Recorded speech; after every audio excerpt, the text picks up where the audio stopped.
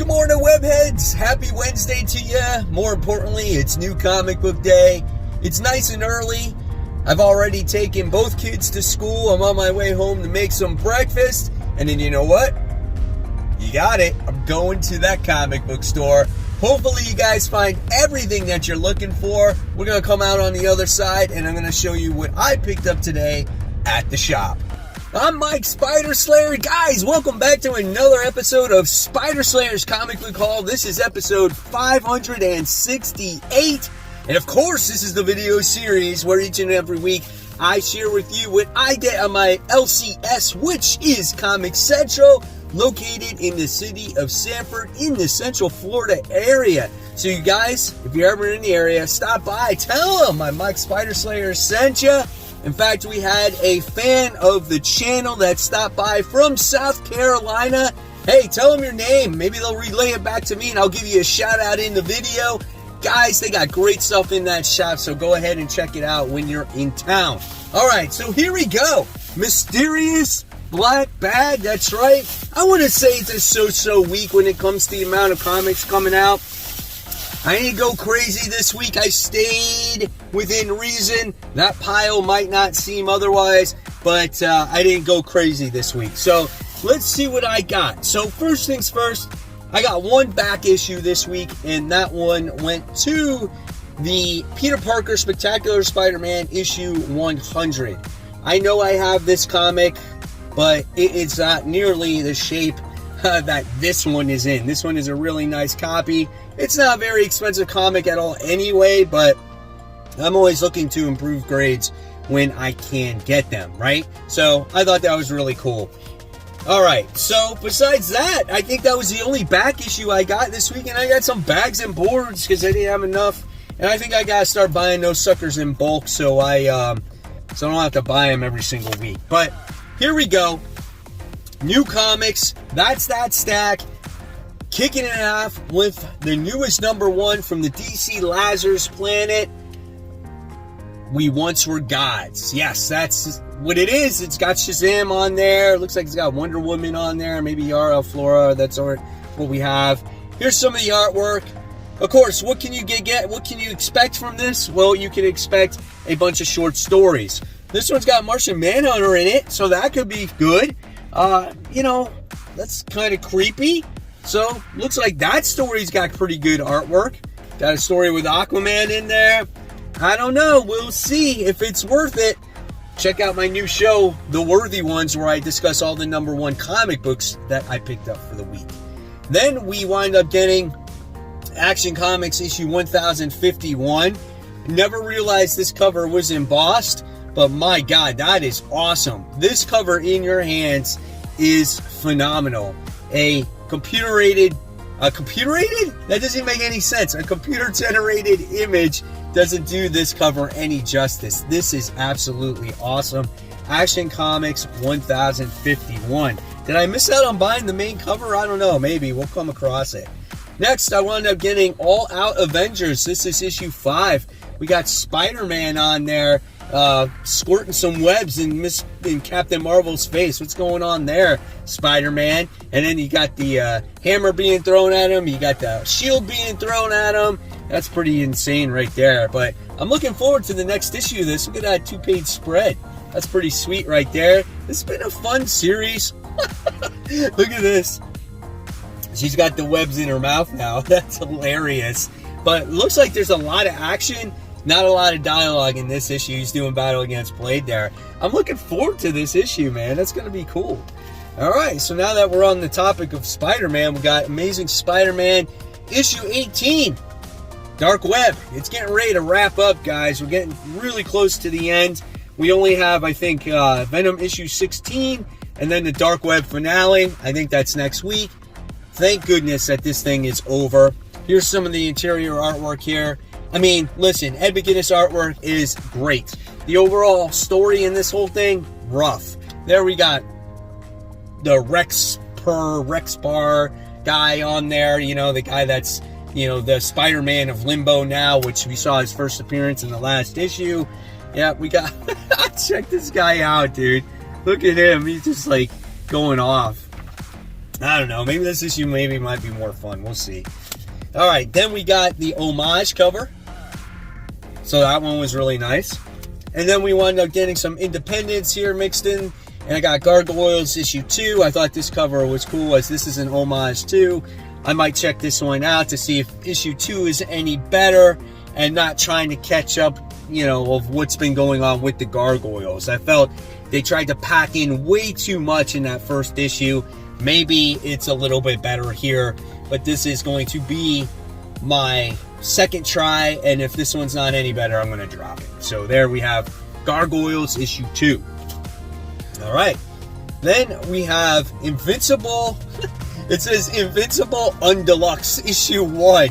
So it's a black and white cover, and the first issue is all black and white. So instead of color and everything else, it's like a very minimalist comic book. But it looks like you get some sketches at the end of this book, right, of how the characters were created or drawn.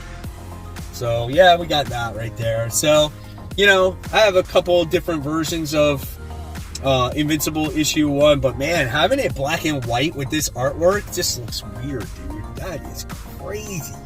God, that's insane. All right. Then we have Infernal Girl Red. This is issue 1. This book is a thick book. What was the cost on this? I don't even remember. $5.99. But this thing's like a trade paperback. So I never read Infernal Girl Red. I guess it was a Kickstarter project. So I'm looking forward to seeing what this book has to offer. I think her city is getting attacked and she has to deal with, you know, superhero-like things. Again, the ever-expanding superhero universe in Image Comics. So definitely going to check this one out. And again, it's like a trade, man. It's a huge book. Next, we have the conclusion to Midnight Suns. This is issue 5. Agatha Harkness is young, right? And maybe that was her goal this whole entire time when she's in this book. But here in the beginning, she's old. So I don't know what's happening. I forgot to read issue 4, or somehow I did not read issue 4. So we'll see if I can understand what's going on since I didn't read the issue. Good looking artwork, but this is the conclusion to that. All right, next from Marvel, we have Murder World Wolverine issue 1. We got all the Wolverines on the cover. Are they the real Wolverines? I don't know, but this has been awesome with Murder World and Arcade and him recruiting regular people to do battle in Murder World and, you know, killing each other for $1 million, which I think is awesome. But this does open up with Logan on the cover. So yeah, I can't wait to see what this book has to offer. There's some more right there too. So really good stuff. Unfortunately, you would never know that this is a continuing story because they all put #1 issues on there. So technically, this is the 3rd issue of this Murder World stuff. So I want to know in the comments below if you guys are reading this. All right, next we wind up getting another new #1, and this is Sins of Sinister issue 1. This is the main cover. This book is a thick book, man. $5.99. It's got to be 60 pages. This thing is huge. Look at this. Got J. Jonah Jameson in this book. What's he doing in here, man? And then you got Dr. Doom in here. What is going on in this book? I don't know. There's a lot. There's a lot of good artwork in here, too. I heard some people liked it, and then I heard some people really didn't like it. So I guess I'm going to have to be the one that makes his decision himself to see if I will like it. So yeah, Sins of Sinister issue 1. All right. But with that, you had to get this cover. I mean, this has potential of being comic book cover of the year. It was my #1 comic book cover of the week. So this Art Germ cover here is an absolutely beauty. You gotta love the detail that goes into the cover. So nice. A+ in my book right there, guys. All right. So next from Marvel Comics, we do have Thor. This is issue 30. Legacy numbering 756. We got Cornelius Clave on there. Corvius Clave, I should say. And this is the conclusion to the story arc. From what I read on the solicitation, we got Thanos on here. I don't know if it's going to lead into much darker events going forward when it comes to the series, Gotta love that Nick Klein artwork here. And yeah, I'm looking forward to it, man. It looks like a solid read right here. So that is Thor. This is issue 30. And then we have Saga. This is chapter 61. It's back. Unfortunately, it's not $2.99. It's $3.99. Open up to a page where I can't show you. This is okay, as you can expect that Fiona Staple artwork in here. Totally forgot what Saga is about right now, so we're going to have to get ourselves reintroduced to the book once again. So guys, now it's time for those Facebook shout-outs. First shout-out of the day goes to Jason, who got his hands on a nice CGC 9.6 of Omega Man issue 3. First appearance of Lobo. I got my copy last week as well. Yours is a little bit better. I think mine was a 9.4. Congratulations, Jason. Next, we have Angel Martinez. Found these today as I am transferring from my normal boxes to plastic long boxes. And he found the first volume of Nemesis. I told you guys, if you can find that first volume, you won't be disappointed. What an awesome read. Hopefully, Angel, you went back and reread these. And then the next shout out goes to Christopher, longtime supporter of the group and my channel. He's like, mail day, I almost burst into tears after reading the note. I'm very happy that I made such good friends here. Thank you, from Trevor. And it says, wanted to send you a sticker. Keep up the awesome content. Glad you've joined the YouTube community. You're a great addition, brother. And Chris's YouTube channel is Chris Loves Comics. So if you guys want to check it out, go ahead and check it out.